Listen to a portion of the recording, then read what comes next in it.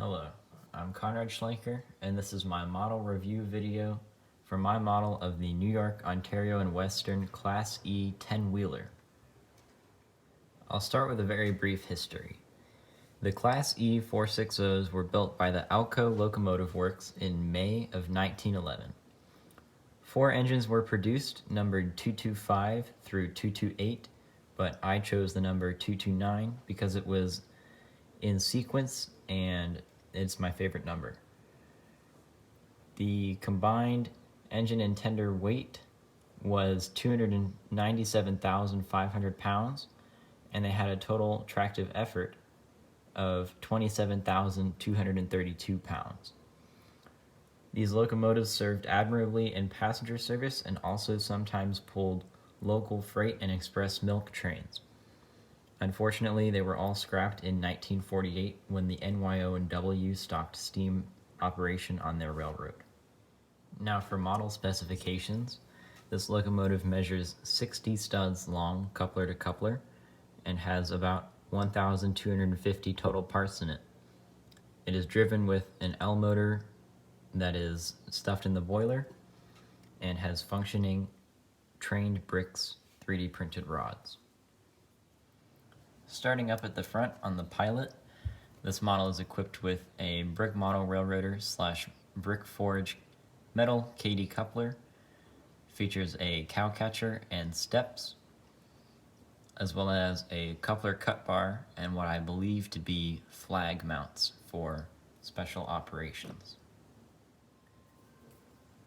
Going back on the model, we have the headlight, number board, piping over the boiler, smokestack, nice cylinders, the rods, which I mentioned before, do function, piping all along the boiler, which is accurate to the real thing, air compressors, a chrome bell, various domes, the whistle, and at the back, we have the dynamo. Here at the back, I also have the firebox, which were quite small on these locomotives and only came to about here on the drivers. These pipes coming down off the cab, a nice decal. All decals on this model are made for me by Andy at OK Brickworks. In between the locomotive and tender, there is a magnetic coupler for ease of use and maintenance, even though it may not be the most prototypical thing in the world. And yes, I can fit 2 minifigures in my cab. The cab roof is easily removable, and once you do that, you can easily remove the entire boiler assembly from the frame, which allows me to get right into the drivetrain and fix any issues that may arise. The tender also has a decent amount of detail on the front of it, even though it's sort of blocked by the cab in normal operation. We have the steps down here on both sides, as well as the steps leading up to where the fireman stands when he's doing his job. Unfortunately, I can't model coal in this particular area because the power functions cable has to go through the tender and connect to the other electronics.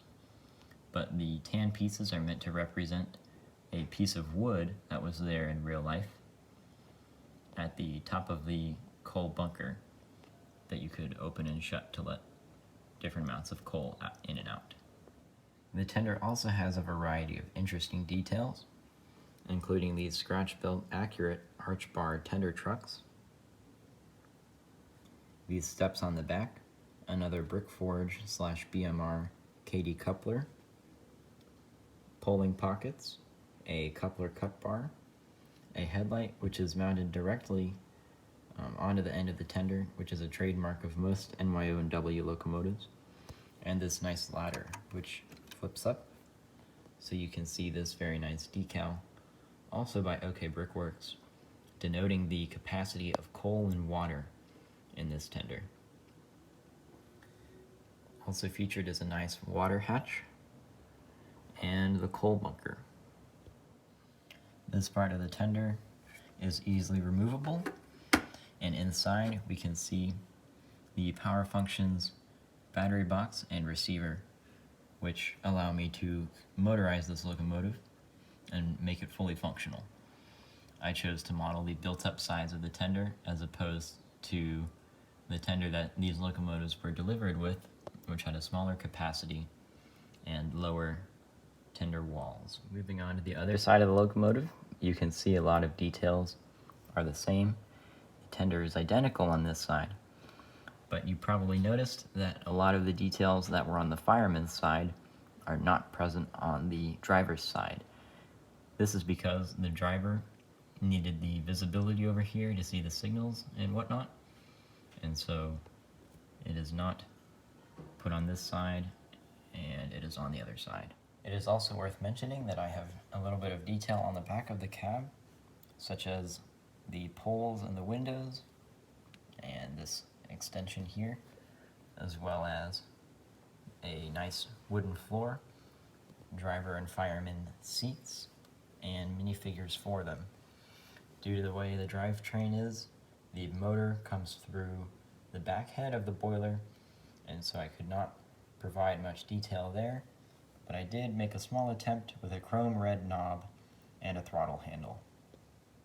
Now that I have shown you the details and visual aspects of the locomotive, I can start showing you more of the functional aspects, and I'll end it with a running video, pulling some freight cars. Now I will demonstrate the functioning driving rods. The locomotive in real life had 68-inch drivers, which means to be scale, I have XL driving wheels, produced by Big Ben Bricks, as well as Danco number 35 O-rings as traction tires. This locomotive has an uneven wheelbase, and the third driver is offset from the first two, which means it is a stud back on my model, which presented an interesting design challenge when I was going through and building it.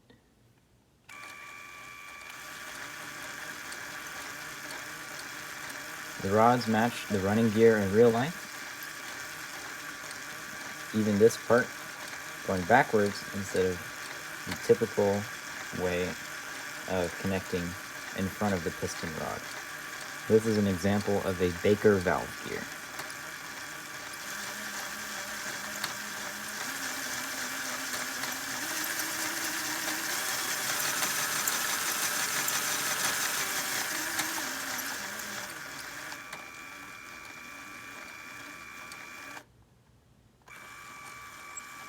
Forward and backwards motion are the same and both smooth.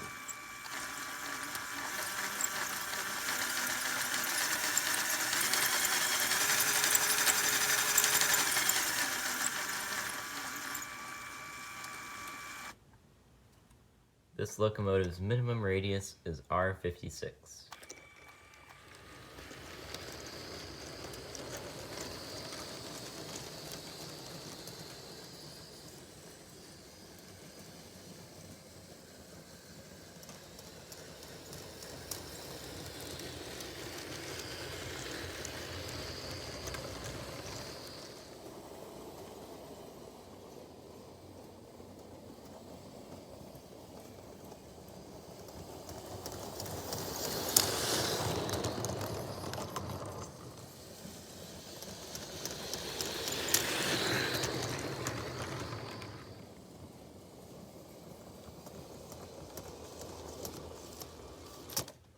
Thank you for watching this video review of my New York, Ontario, and Western Class E 10-wheeler.